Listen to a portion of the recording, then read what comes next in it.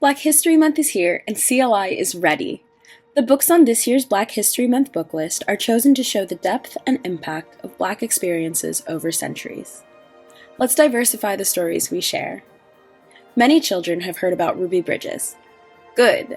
Now offer them another perspective on school integration with When the Schools Shut Down by Yolanda Gladden and Dr. Tamara Pizzoli, illustrated by Keisha Morris.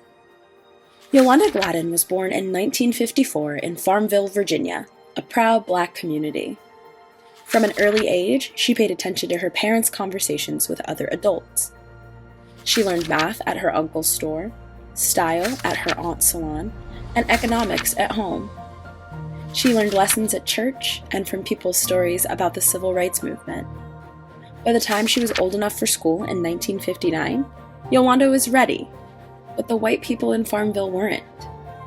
The Supreme Court had decided in Brown v. Board of Education that segregation in schools was no longer legally allowed, but to avoid letting Black and white children mix, white lawmakers closed every public school in Prince Edward County.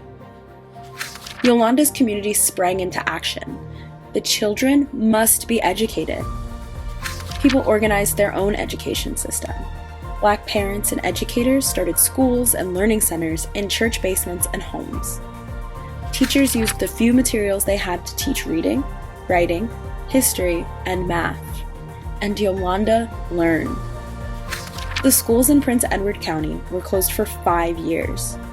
When new legislation ruled that shutdowns were unconstitutional, Yolanda finally got to attend the Prince Edward School, where Black and white students learned side by side. And she passed her exams with flying colors. She was among the highest achieving students in her class. When the schools shut down is filled with big ideas that still matter today. A law might be legal, but that doesn't mean it's just. And just because a law exists doesn't mean everyone will follow it. Creating obstacles to education is a form of oppression. Learning happens everywhere, across one's whole life, and everyone has the right to an education. Read further and deeper to honor the many ways in which claiming one's education has been and continues to be an act of resistance and a source of pride in Black communities.